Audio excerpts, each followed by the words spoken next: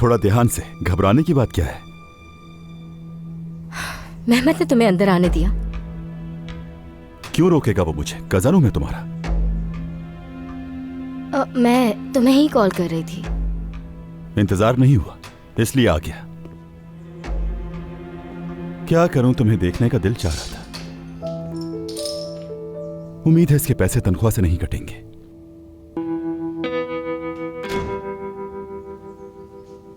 आपको कुछ चाहिए सुल्ताना साहिबा?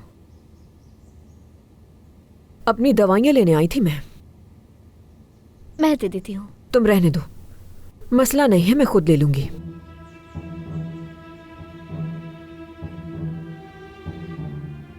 ये कैसे टूटा है?